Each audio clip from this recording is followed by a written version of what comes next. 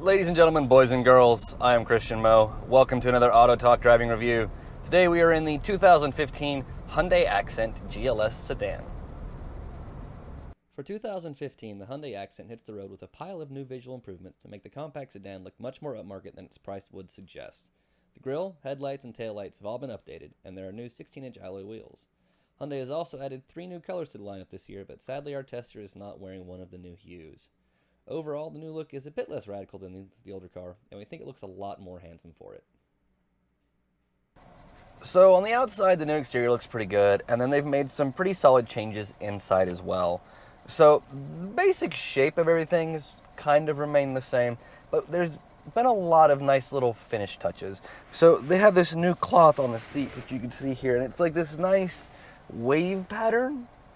It sounds kind of terrible when I tell somebody it has beige seats with like a beige and silver wave in them, but it actually looks really nice.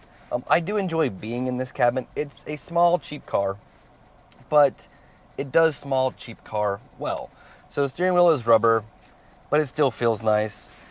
The arm here where the cloth is padded. The center armrest is padded. Things like that. It's all just sort of padded and it all feels good.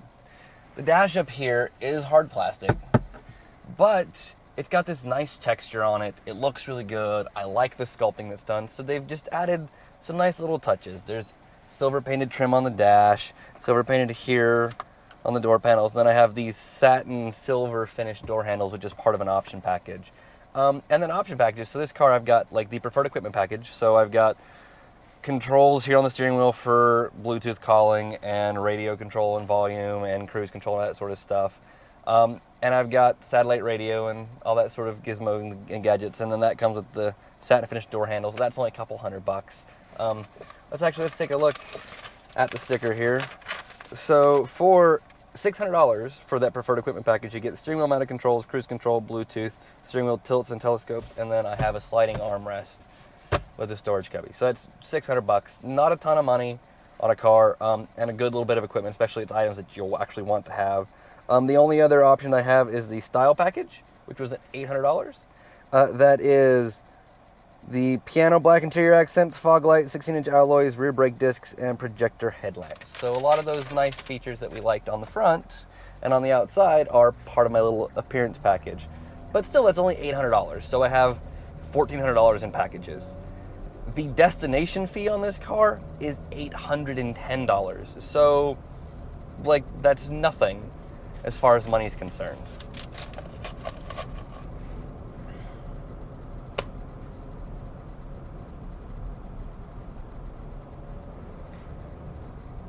So the outside's pretty cool, but some of those nice features we see come courtesy of a special option package. It is an appearance package. It costs $800, and that gets me on the inside as well as the outside. It has the satin finished door handles here, have piano black interior trim.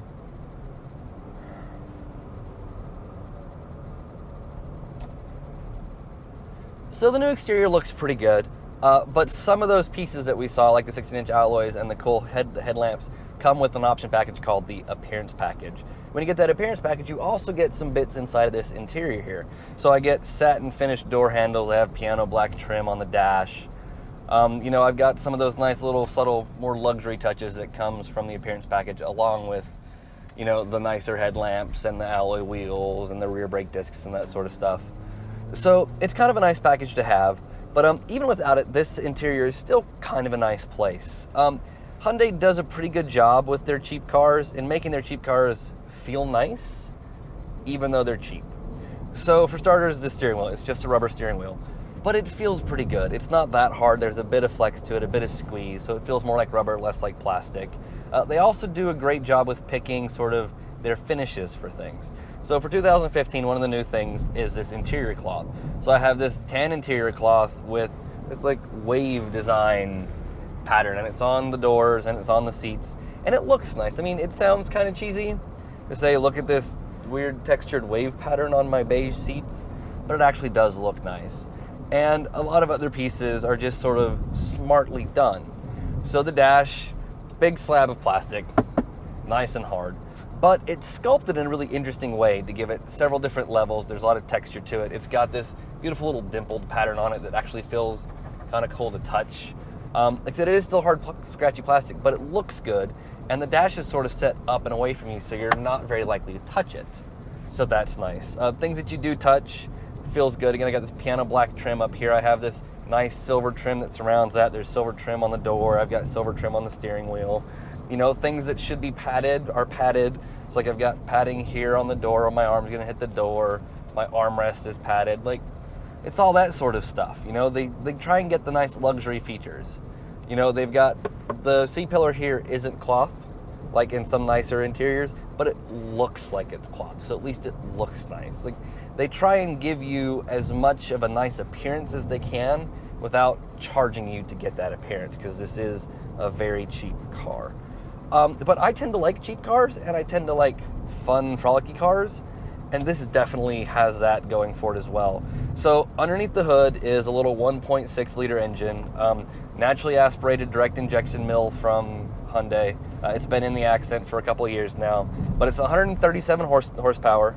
It has 123 pounds of torque, so it's not the most powerful thing, but in this class of cars, it's up near the top. I think the 1.8 in the Chevy Sonic is just a little bit more powerful, but that's it as far as the class goes. So it's right up there in the top in terms of power. And I've got a 6-speed auto here. There is a 6-speed manual available. It's one of the few cars in the class that offers a 6-speed manual on their lower level engine. So that's nice. The auto is not great, but it's not super awful either. Shifts are smooth. They're just not as quick as I want to. So stand on the pedal, there's my gear. Let off the pedal, there's my gear. So it's a little slow. There is a little manual shifting mode that you can do if you want to. That makes shifts a little quicker. So, but it's still not a sprightly transmission. If you really want to have fun with this car, you've got to have the manual. Handling wise though, car feels pretty good. You get a fair bit of sway because it is just a torsion beam rear, but the car only weighs 2,500 pounds, actually just a hair less than 2,500 pounds. So it feels very nimble. With these 16-inch alloys, you've got a fair bit of grip. Steering is quick and light, so you can just kind of chuck it into a turn and have some fun. Every time you take a really sharp turn, it does feel slightly like that back wheel might be just trying to lift itself up some. You get that dual inertia sort of momentum on the turn. You turn the steering wheel and the front wheel dives, and then the back sort of like heaves up to catch around you. It can be a little daunting when you first start playing with it to feel so much motion in the body, but once you get that bit of lean, it sort of hangs there, and it's kind of fun to play around with. Fuel economy on the engine is supposed to be 27 city, 38 highway, 30 combined. I'm seeing numbers as high as 34. I've seen numbers as low as 25. Currently I'm averaging 32.2, so that's not bad. But it resets every time you put gas in it. So since last time I reset it, it's been mostly highway. So I'm sitting just above the combined rating. Nothing to write home about, but it's okay fuel economy. Overall, I tend to kind of like this car. I like the options that are in it. I don't have navigation, I don't have a backup camera or anything like that. I don't have a sunroof, but I do have cruise control. The AC works great. I have satellite radio, I've got a CD, I've got Bluetooth, I've got an auxiliary jack and USB. So like music and entertainment, I'm sort of covered there. If I need navigation, you know, I have a smartphone. I don't like in-car navigation systems to begin with. And so you get a lot of the kind of features that you would want without all of the stuff you have to pay for to get them. I like the new looks. You know, Hyundai, I'm sort of iffy on the way some of their cars look. I like some of them, I dislike other ones. The Accent and the Elantra I think are too busy, usually. But I like this new front end. I really like new headlights. The new grille is a bit more subtle. It's a bit softer. I dig that. So overall, it's just kind of a nicer car than the one it replaces. And I think that's a good thing for Hyundai. So if we do a quick recap, we have this, the 2015 Hyundai Accent GLS, and it's a sedan. I wish I had the hatch. It's an automatic. I wish I had the manual. But for a car that costs $18,000 after destination, it's really not a terrible machine. It's fun, it's nimble, brakes are pretty good even if they will fade quickly. Steering is quick. Car just feels playful, Fuel economy is solid, if not great. You know, it's just a good, solid all-around car. I do have to say I'm not 100% sure I would take something like this over the Nissan Versa Note.